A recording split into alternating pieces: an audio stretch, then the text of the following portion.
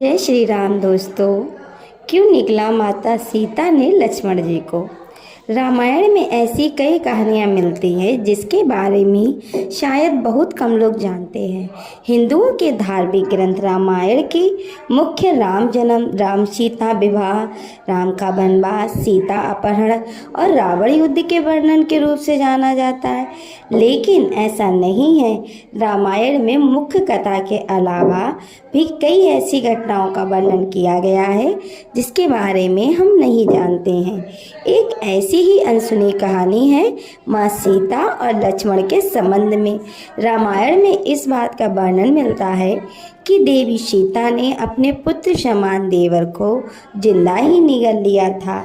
तो दोस्तों आइए जानते हैं कि आखिर देवी सीता ने पुत्र समान लक्ष्मण को क्यों निगल लिया था। हम सभी जानते हैं कि माता सीता अपने देवर लक्ष्मण को पुत्र की भांति चाहती थी, लेकिन बहुत ही कम लोगों को पता है कि माता सीता ने अपने पुत्र समान देवर लक्ष्मण को जिंदा ही निगल लिया था। कथा के अनुसार जब भगवान श्री राम रावण का वध करने के बाद अयोध्या वापस आए तो अयोध्या वासियों ने अयोध्या को खूब सजाया और श्री राम के आने की खुशी में उत्सव का आयोजन किया था।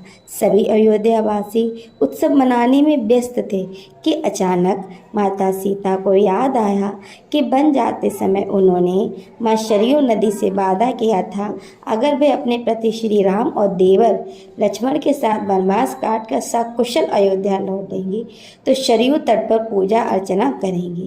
वे अपनी इस वादों को पूरा करने के लिए रात्रि में ही देवर लक्ष्मण के साथ नदी के तट की ओर चली गईं। फिर क्या था, सरयू तटी पर पहुंचते ही पूजा करने के लिए माता सीता ने लक्ष्मण को नदी का जल लाने के लिए कहा। लक्ष्मण जल लेने के लिए घड़ा लेकर सरयू नदी में उतर गए। लक्ष्मण जल भर ही रहे थे कि तभी सरयू के जल में एक अघासुर नामक राक्षस निकला जो लक्ष्मण को निगलना चाहता था। लेकिन माता सीता ये देखकर बहुत घबरा गई और लक्ष्मण को बचाने के लिए अघासुर से पहले खुद लक्ष्मण को निकल गई। लक्ष्मण को निगलते ही देवी सीता का शरीर पानी की तरह पिघलने लगा। यह सारी घटना राम भक्त हनुमान अदृश्य रूप में देख रहे थे। माता सीता को जल की तरह गलता देखकर हनुमान जी ने सीता के तन की जलीय अवस्था का एक घड़े में जमाकर भगवान श्री राम के पास लेकर आए और सारी घटना का विवरण श्री राम को सुनाया। हनुमान की बात सुनकर श्री राम पहले मुस्काए और कहा, हे पवन सुत, सारे राक्षसों का वध तो मैंने कर दिया, लेकिन ये राक्षस मेरे हाथों से मरने वाला नहीं है।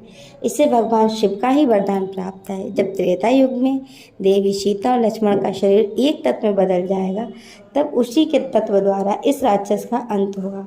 वह तत्व रुद्रावतारी हनुमान के द्वारा अस्त्र रूप से प्रयुक्त किया जाएगा। इसीलिए यह हनुमान इस तत्व को तत्काल सरयू नदी में जल से प्रभावित करके आओ। तभी तुरंत हनुमान सरयू नदी के तट के किनारे गए और इस जल से प्रभावित होते ही अघासुर का अंत हो जाएगा। सीता लक्ष्मण पुनः को अपने रूप में आ जाएंगे।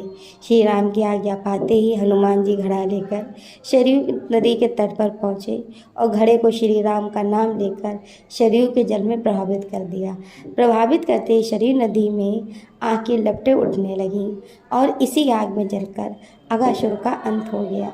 अघासुर के अंत होते ही माता सीता और लक्ष्मण पुनः अपने वास्तविक रूप में आ गए और लक्ष्मण और माता सीता हनुमान जी के साथ अयोध्या वापस आ गए।